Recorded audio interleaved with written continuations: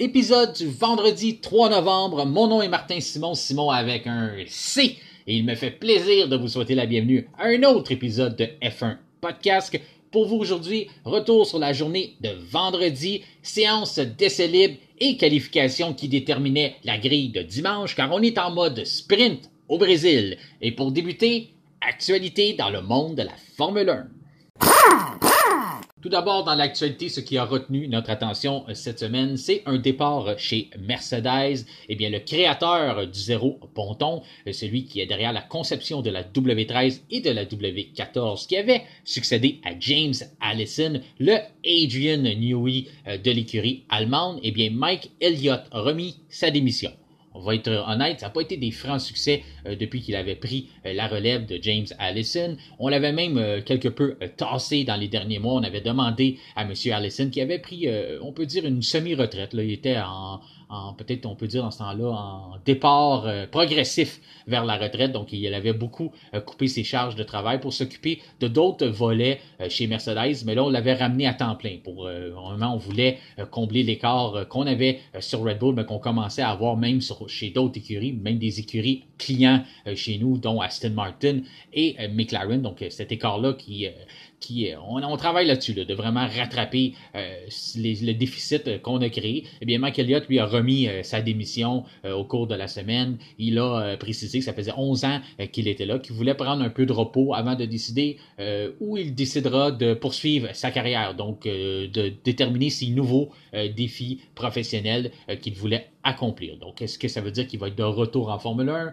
Est-ce que ça veut dire qu'il va changer de lignée un peu dans son type d'emploi? Il peut aller dans plein d'autres domaines, mais moi, je ne serais pas surpris de le voir revenir en Formule 1. Qui va vouloir lui donner une chance en tant que directeur de conception?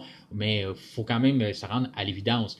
Depuis qu'il a été directeur, il n'a pas nécessairement accompli de grandes choses, mais chez Mercedes, avant, dans les tâches qu'il avait en tant que bras droit à James Allison ou en tant que superviseur de certains départements, il n'a pas fait un mauvais travail pour autant. Donc, ce ne serait pas surprenant de le voir quand même revenir avec une grande écurie et être capable de faire un bon travail là, pour donner un bon coup de main à une écurie qui voudrait aspirer aux grands honneurs. L'autre nouvelle qui n'a cessé de déranger le monde de la Formule 1, c'est la fameuse rumeur Fernando Alonso. Et ça n'a pas seulement dérangé les gens alentour de la Formule 1, ça a aussi dérangé le principal intéressé qui est Fernando Alonso. Et monsieur double champion du monde n'était pas content de cette nouvelle-là. Il a fait savoir aussi, il a même mentionné qu'il y aurait des conséquences pour le journaliste qui a sorti cette fameuse nouvelle. Pour les gens qui ne sont pas au courant, je vous remets un peu en contexte. Avec les mauvaises performances depuis plusieurs semaines, on peut même dire plusieurs mois, on pourrait même dire la saison de mauvaises performances de Sergio Pérez, eh bien, les rumeurs coulent à flot. Tous les week-ends, il y en a des nouvelles. Tous les semaines, il y en a un peu, il y en a des plus farfelus que d'autres. Eh bien là, avec ce qui s'est passé au Mexique, lundi, un journaliste espagnol a sorti la nouvelle ou a sorti pas de nouvelle plutôt, mais plutôt un tweet où il a mentionné que il ne pouvait pas croire ce qu'il avait entendu au sujet de Fernando Alonso dans les paddocks. Il a laissé savoir à travers une série de tweets qu'il y avait des possibilités qu'il s'en aille chez Red Bull, qu'il y avait des négociations entre le pilote espagnol et l'écurie autrichienne. Ce qui n'est vraiment pas le cas, mais il n'a jamais fourni de détails, il n'a jamais vraiment fourni qu'est-ce qui se passait. Il a plus lancé ça en l'air, puis comme ça fonctionne les réseaux sociaux de nos jours, eh bien tu lances quelque chose et puis ça a fait boule de neige, ça s'est promené un peu partout, ça a été repris.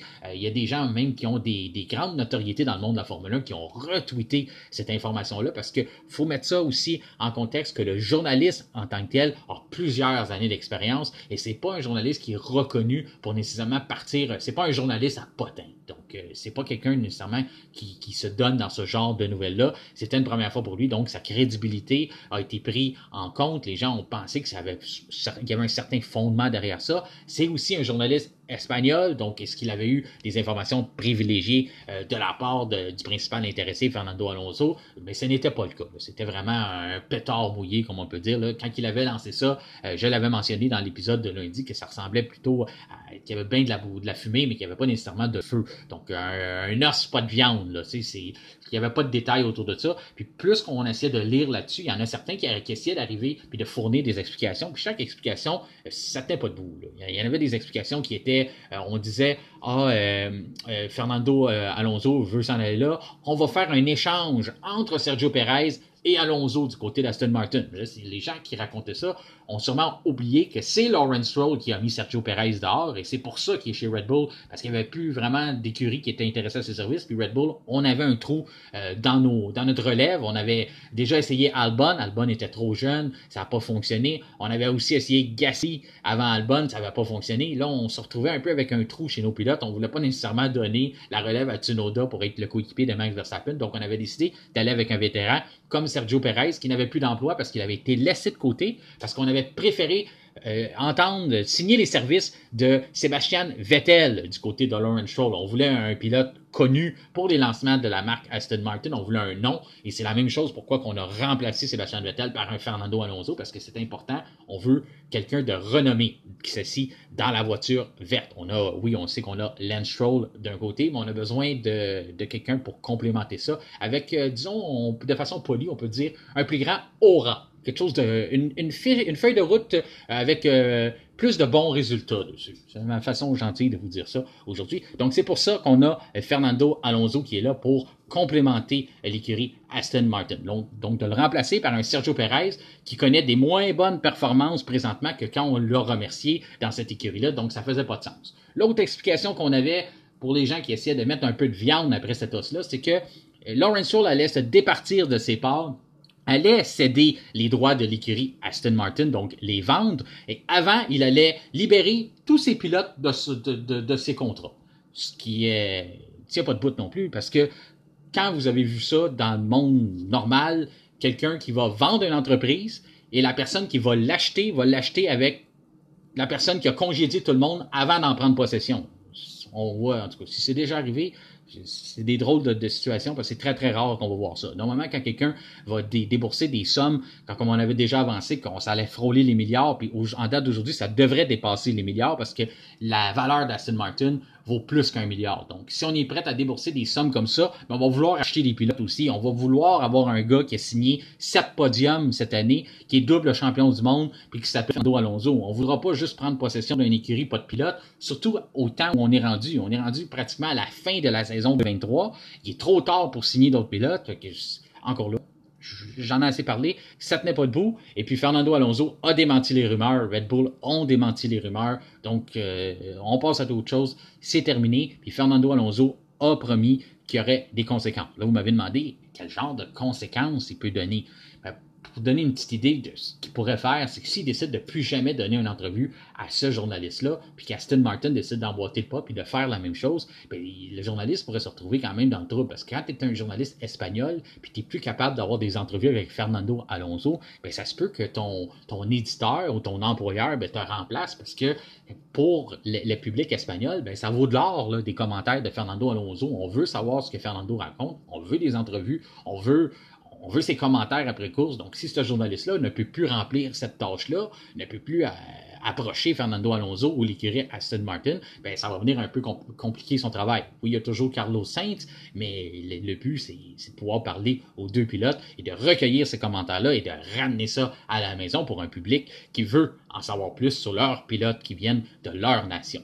Donc, ça pourrait être le genre de réprimande ou de représailles que Fernando Alonso pourrait préparer pour ce journaliste-là qui a, bien malgré lui, créé beaucoup de tort.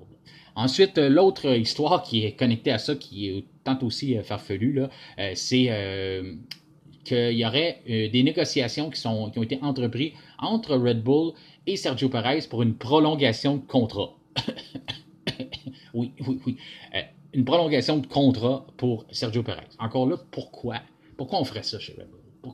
Est-ce que c'est vraiment le temps? C'est pressant? Est-ce qu'on a peur de perdre les services de Sergio Perez à la fin de la saison 2024? Parce qu'il est encore sous contrat pour la saison prochaine. Donc, pourquoi on se dépêcherait de les signer de 2025 à 2026? Comme si tout le monde était aux portes pour dire « Hey, nous, on veut voler Sergio Perez. On a vu ce qu'il a fait dans les dernières semaines. C'est le pilote que ça nous prend. » Puis rien de méchant envers Sergio Perez, même si ça peut sonner là-dessus. Il faut juste se rendre à l'évidence qu'il n'est pas dans sa meilleure passe, il n'est pas dans les meilleurs moments de sa carrière. Ça, c'est pas des menteries. Si vous n'êtes pas au courant de ça, allez voir les statistiques. Ça va pas bien pour lui présentement. Donc, il a déjà été un très, très bon pilote. Il a un talent indéniable. C'est un des meilleurs pilotes un des plus durs à dépasser, un des pilotes, le meilleur pilote parmi les meilleurs, je veux dire, pour protéger ses pneus, donc ménager ses pneus en piste. Il est excellent. Son point faible, ça a toujours été les qualifications et c'est ce qui fait surface depuis quelques semaines, quelques mois, on pourrait dire. C'est ce qui refait surface, que ses troubles en qualification sont vraiment encore plus exposé dans la dernière saison et surtout depuis qu'il a une voiture aussi dominante que la Red Bull et qu'il est matché à un talent générationnel comme Max Verstappen, cette lacune-là ferait vraiment surface et c'est ce qui lui fait vraiment de tort. En course, on le voit. Le dimanche, il réussit toujours à faire son rattrapage pareil. Même quand même qu'il part 12e, 13e, il réussit à remonter. C'est toujours des beaux accomplissements, sauf qu'il ne devrait pas se donner tout ce travail-là. Il devrait être sur la première grille et compétitionner pour peut-être remporter chaque Grand Prix contre Max Verstappen. Même s'il n'a pas nécessairement tous les outils dans son coffre pour le faire, mais il devrait à chaque Grand Prix au moins terminer sur le podium. Et ce n'est pas le cas. Il n'a pas fini sur le podium depuis très longtemps, Sergio Perez. Non, c'est ça, il n'a pas fini, ça fait un bout là, qu'il n'a pas fini sur le podium. Donc, c'est ça. Il n'y en a pas autant qu'il devrait en avoir cette saison. Donc, c'est vraiment le petit problème. Donc, pourquoi que ce serait pressant de le signer tout de suite? Je suis d'accord, par exemple, que en 2026, on va avoir des changements de réglementation. Est-ce qu'on veut vraiment changer un pilote juste pour un an chez Red Bull de 2025 à 2026, en avoir un nouveau? Peut-être que pas, mais il n'y a rien qui presse pour l'instant. On est encore en évaluation, donc on ne voudrait pas s'embarquer avec une nouvelle entente. Ça, j'ai été très, très surpris d'entendre ça. Parlant de Red Bull, mais on parle un peu de la relève. C'est Yuki Tsunoda qui pourrait avoir coûté très cher avec sa décision. Si vous vous rappelez, au Grand Prix du Mexique, il a décidé de s'empresser, de tenter un dépassement qui n'était pas là sur la McLaren d'Oscar Piastri. Et si jamais, là, du côté d'AlphaTauri, on a réussi à sortir de la dernière position au classement, on a réussi à aller prendre la 8e place. Donc, on est égal à Alfa Romeo. Mais admettons qu'il se passerait des malchances dans les prochaines semaines, puis on redescendrait au classement. Mais ça pourrait être une différence entre la dernière position et la 8e. Un écart de 20 millions sur les bourses qui sont attribuées aux équipes. Vous savez, en Formule 1, les constructeurs, dépendamment de la position qu'on va finir, il va y avoir des montants qui vont être rattachés à ça. Donc, l'écart entre la dernière position et la 8e, on parle d'environ tout près de 20 millions de dollars. Donc, c'est ce que Tsunoda pourrait avoir coûté à l'écurie avec sa décision. Je suis d'accord, c'est pas juste lui à blâmer parce qu'il y a eu la saison difficile. On n'avait pas une bonne voiture en début de saison. On a essayé de tout rattraper ça un peu. On a emmené beaucoup d'améliorations, sauf que là, on est rendu là. On avait la possibilité de mettre 4 points de plus dans notre poche, de monter à plutôt d'avoir 16 points. On aurait eu 20 points au classement, donc on aurait eu 4 points d'avance, bien entendu, sur Alfa Romeo. Donc, ça aurait été des points qui auraient pu bien être utiles d'ici la fin de la saison avec ce qui va arriver. Mais, par contre, Yuki Tsunoda a pensé juste à lui ou a pas pensé, justement, et a tenté ce fameux dépassement-là, et ça pourrait grandement pénaliser son équipe en bout du compte. Ça fait partie de l'apprentissage, sauf que ça fait quelques saisons qu'il est là, Tsunoda, puis il ne semble pas développer cette petite lumière-là qui allume de dire « Hey, moi, je vais en prendre une pour l'équipe, puis je vais prendre une meilleure décision. » Puis ça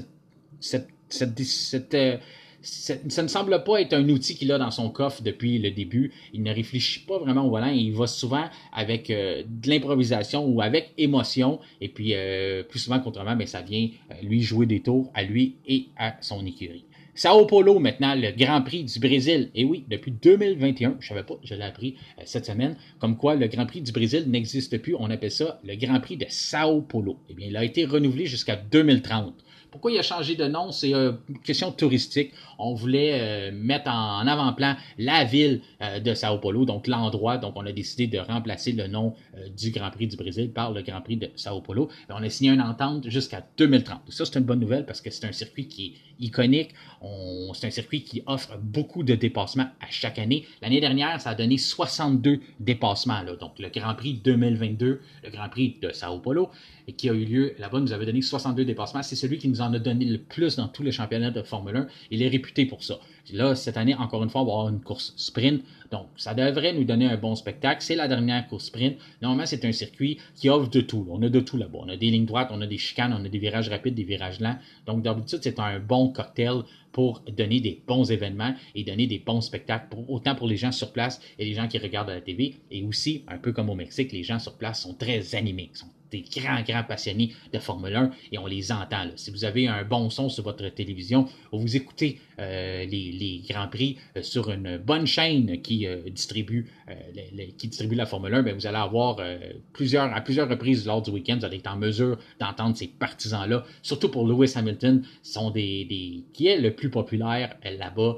Il porte souvent le cache jaune en l'honneur de Ayrton Senna, donc ça vient raviver la passion chez ces partisans-là, ça leur rappelle des bons souvenirs, donc vous allez les voir, est très bruyant pour Lewis Hamilton, donc bien content de les voir rester là. C'est un Grand Prix là, qui date depuis très longtemps en Formule 1. Là. On allait là déjà dans le passé, dans le temps d'Emerson Fittipaldi. On était revenu au début des années 90 justement pour que le héros local, Ayrton Senna, puisse performer devant ses partisans. Donc, de garder ça encore jusqu'à 2030, je pense qu'il a sa place en Formule 1 et c'est un établissement, le Grand Prix du Brésil. Il faut vraiment garder moi, j'aime beaucoup ces fameux Grands Prix-là, ces Grands Prix originaux-là, et surtout quand on a des circuits qu'on n'a pratiquement plus où ce qu'on est capable de vraiment voir une F1 très bien travaillée, voir une F1 forcée qui est vraiment un circuit où on peut voir les pilotes vraiment démontrer tout leur talent. Puis on a souvent aussi la météo qui vient s'en mêler, donc ça donne toujours des très bons spectacles.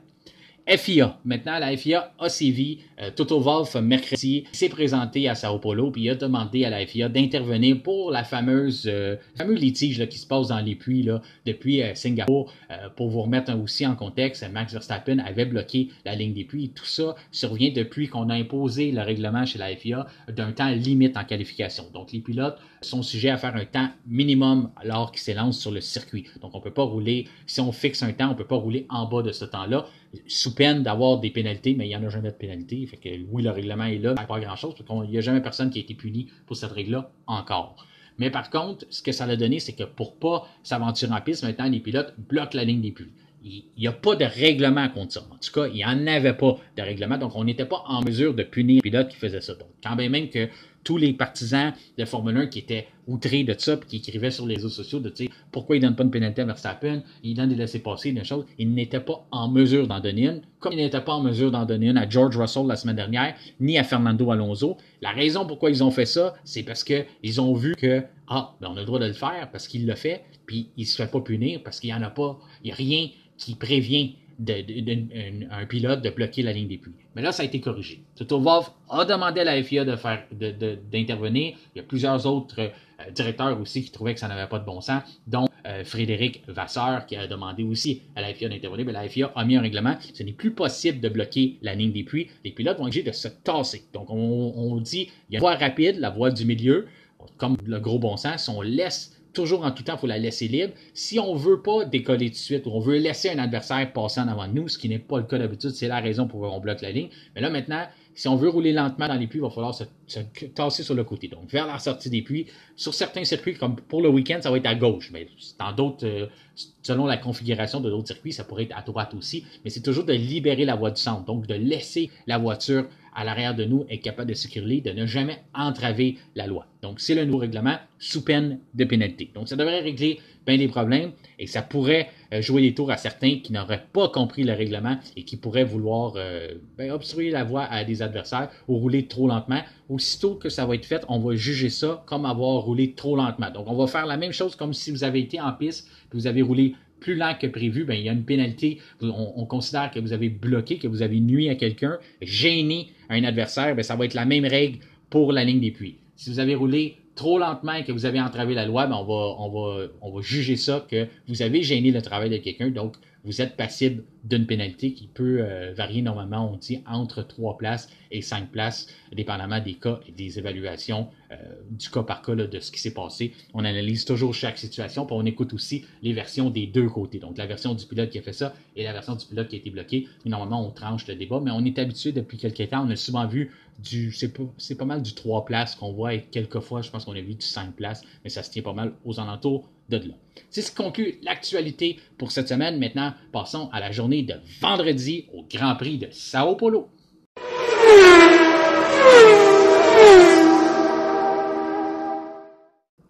Séance de qualification pour déterminer la grille du Grand Prix de Sao Paulo qui aura lieu dimanche. C'est la dernière fois qu'on fait ça en 2023 parce que c'est le dernier week-end en mode sprint, justement préparez vos évaluations, vos opinions. Cette semaine, on va vous poser la question, on fait quoi avec les week-ends sprint? Même si on le sait très bien, on ne va rien régler, mais du moins, on va pouvoir exprimer notre opinion, puis voir si c'est partagé un peu. Est-ce que c'est mitigé chez les fans de Formule 1? Est-ce qu'il y en a qui aiment ça? Est-ce qu'il y en a qui n'aiment pas ça? Pour l'instant, j'entends plusieurs personnes qui n'aiment pas nécessairement ça. Il y en a d'autres qui veulent que ça soit retravaillé, qu'on continue l'expérience. On a même fait le tour des pilotes. On a pu entendre les différents commentaires dans la journée de jeudi, la journée qui est médiatique, où tous les pilotes ont des moments pour rencontrer les médias, se faire poser diverses questions. On avait Max Verstappen qui, lui, a dit qu'il était très, très excité au week-end sprint. Vous doutez bien que c'était sarcastique, et lui qui déteste ça, donc il a décidé d'y aller à la blague, de dire « Ah oui, c'est vraiment plaisant, je peux plus attendre pour faire un week-end sprint, j'aime vraiment ça. » Il y a Daniel Ricciardo, lui, qui n'était pas vraiment en faveur de ça. Il aime bien les week-ends standards de course, les week-ends habituels qu'on connaît. Il y avait Lando Norris un peu qui allait dans vers la même ligne d'idée de dire que lui, il peut pas dire qu'il déteste ça parce que il aime piloter, il aime courser, mais en même temps, il est un fan de l'ancien concept. Donc, il aime bien le concept original. Il y avait Valtteri Bottas, lui, par contre, qui disait qu'il aimait bien ça. Il aimait bien le week-end sprint parce que il trouve ça un peu plate, les séances d'essai libre. Donc, il trouve ça long.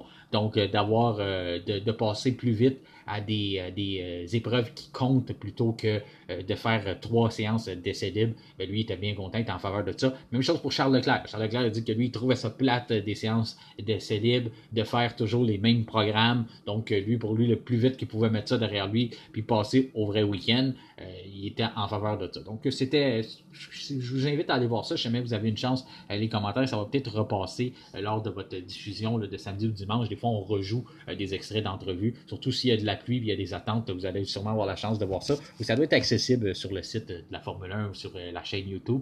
Mais c'est intéressant de voir ça un peu, ce que les pilotes en pensent. Mais à partir de lundi ou au cours de la semaine, peut-être lundi ou mardi, on va prendre vos opinions à vous, savoir ce que vous en pensez du mode sprint. Vous pouvez déjà m'en envoyer un peu. Je pourrais lire vos commentaires même pendant l'épisode de lundi si vous voulez m'envoyer ça pendant la fin de semaine. Ça pourrait être intéressant que d'autres auditeurs puissent savoir un peu l'opinion des membres F1 Podcast. Donc, vous savez comment nous rejoindre, que ce soit par Messenger, par Facebook. On est facilement trouvable, accessible au F1 Podcast ou sinon par courriel F1 Podcast en un mot à commercial gmail.com. Ça va me faire plaisir de vous lire, de vous répondre et de discuter un peu avec vous de ça et de lire même vos commentaires lors de l'épisode de lundi.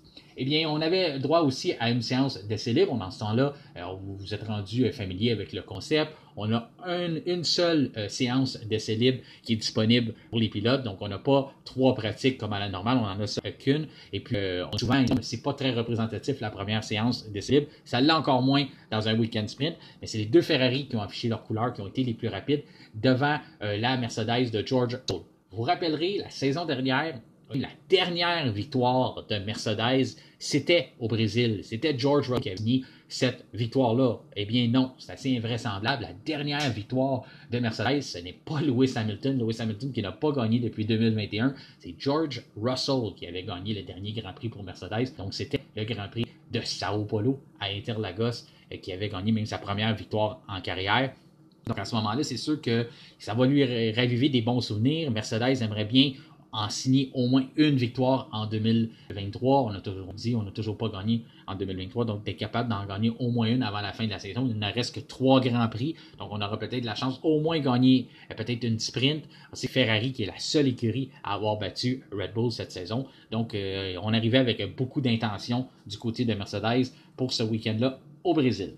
Qu'est-ce qui s'est déroulé pendant les qualifications? Bien, il y a eu, c'est Lando Norris qui était très rapide. Les McLaren là, sont vraiment rendus la voiture à battre après la Red Bull. C'est plus, Mercedes va être deuxième au classement.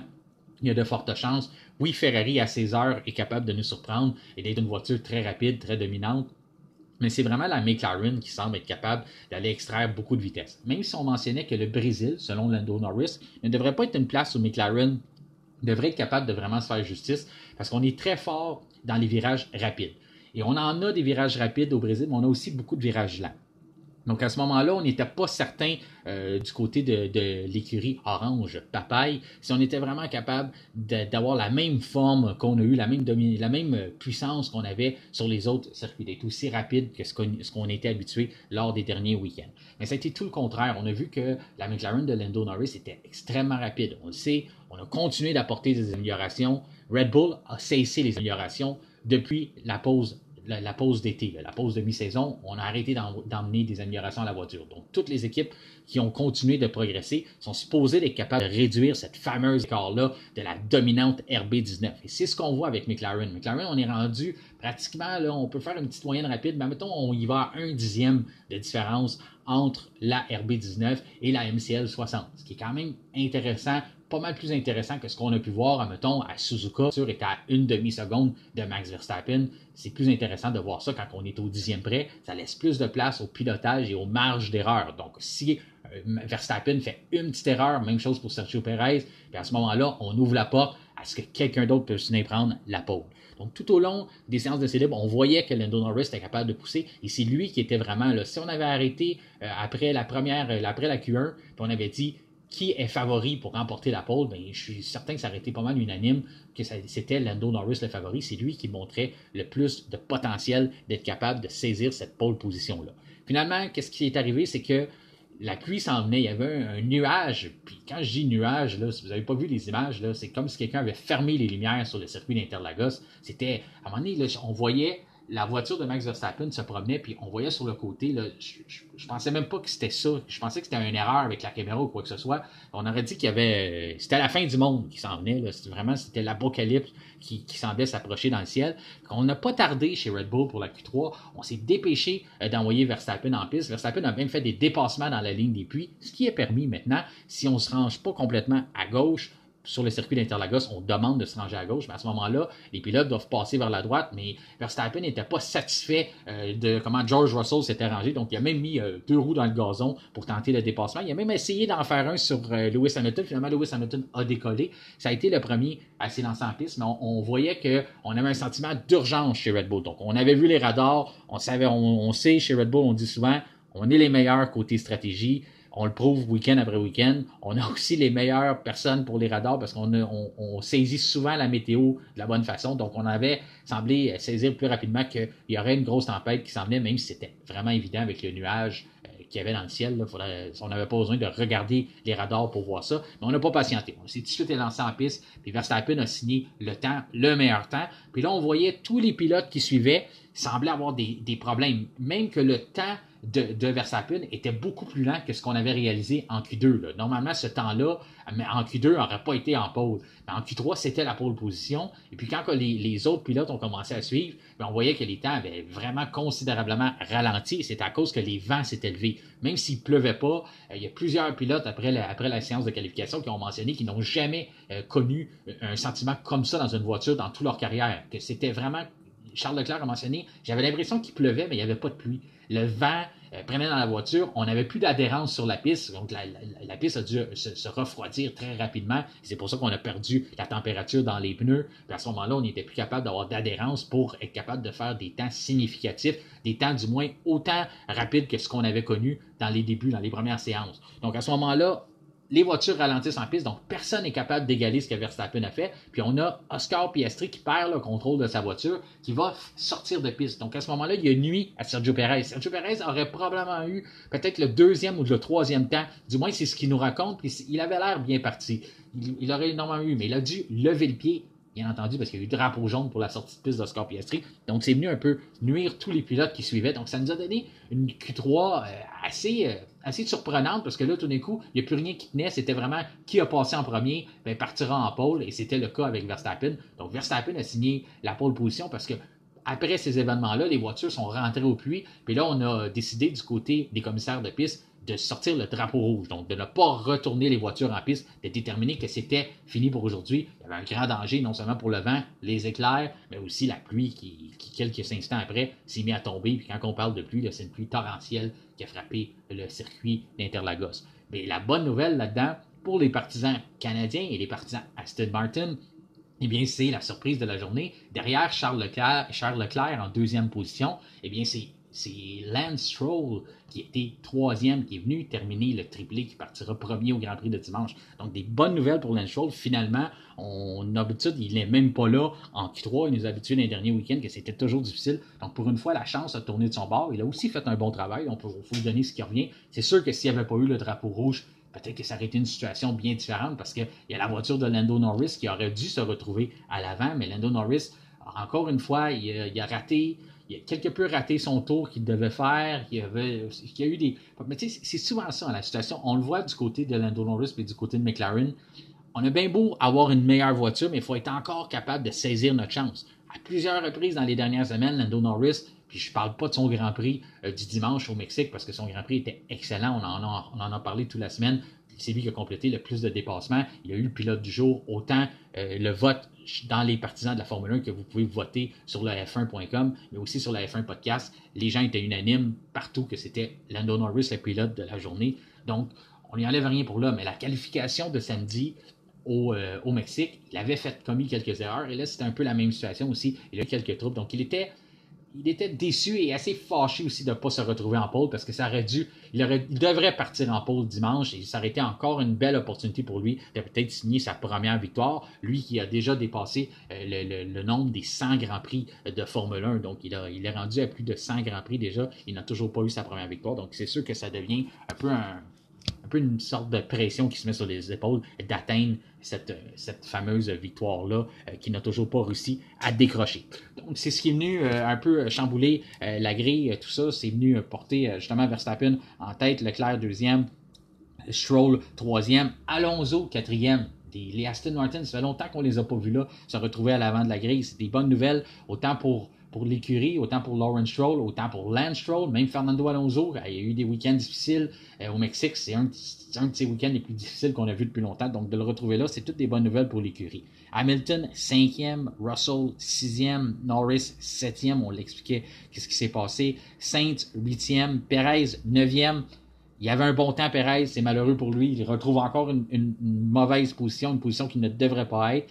Mais pourquoi il s'était lancé si tard en piste? Ça, c'est des questions qu'il faudrait lui demander. On a saisi l'opportunité chez Red Bull d'envoyer Verstappen très rapidement, puis Perez a tardé à sortir. Est-ce que c'est lui qui voulait passer en dernier? Des fois, on sait, les pilotes veulent avoir une piste qui a plus d'adhérence, plus de com. On sait que la piste s'améliore après certains tours, parce qu'on a mal évalué la situation de son côté. Pourtant, l'écurie semblait l'avoir bien saisi pour Verstappen. Donc, ça reste à savoir qu'est-ce qui s'est passé là. Puis là, finalement, c'est pas la pluie qui l'a gêné, mais c'est la sortie de piste de Piastri. Et c'est venu lui donner la 9e position. Piastri, lui, on l'a dit, sortie de piste, donc 10e. Il prend le dernier rang de la Q3, donc il ne pouvait pas aller plus loin. Il était en Q3, il n'a pas fait de temps, donc il est 10e. Hülkenberg, 11e.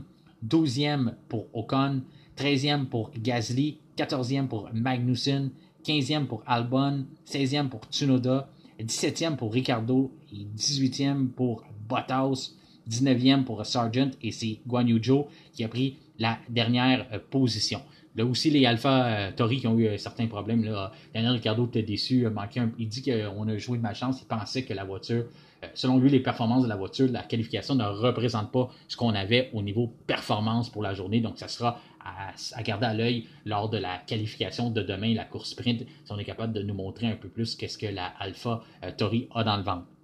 Pour ce qui est arrivé là, après la course, c'est qu'on avait plusieurs enquêtes sur plusieurs pilotes. Comme c'est rendu l'habitude en Formule 1, aussitôt qu'un Grand Prix finit, ce n'est pas terminé. Tout le monde passe au commissaire, pratiquement après, tout le monde a une rencontre avec les commissaires, puis a un risque de pénalité. Bien sûr qu'il y avait un risque le plus plausible d'être puni, c'était George Russell de Mercedes et les deux pilotes Alpine, soit Pierre Gasly et Esteban Ocon. Eh bien, c'est ce qui est arrivé. Les trois pilotes ont été rencontrés pour avoir gêner la ligne des puits, le nouveau règlement qu'on vous parlait en début d'émission, le règlement que Toto Wolff et George Russell, même George Russell, avaient critiqué fortement Max Verstappen après avoir bloqué la ligne des puits au Grand Prix de Singapour. Finalement, il avait compris la situation, il avait même emprunté cette stratégie-là au Grand Prix du Mexique. Et bien là, le problème, c'est que le règlement a changé. Son patron a demandé à la FIA, en compagnie de Fred Vasseur, de dire qu'il fallait sévir, il fallait trouver une solution pour ne plus que ça arrive, eh bien, George Russell ne semble pas avoir eu le mémo parce qu'il ne s'est pas tassé suffisamment à gauche. Il a gêné le travail de plusieurs pilotes tout au long des séances de célib et même pendant les séances de pratique, la séance de pratique plutôt, parce qu'il n'y en avait seulement qu'une. Et puis à ce moment-là, on a décidé de sévir à son endroit. On lui a donné 2 places sur la grille. La nouvelle est tombée en soirée, donc il partira 2 places plus loin sur la grille pour George Russell. 2 places, c'est assez spécial. Normalement, on s'attend plus à 3. On voit souvent 5 positions. 5, c'est peut-être un peu sévère pour la situation. Je me serais attendu à 3.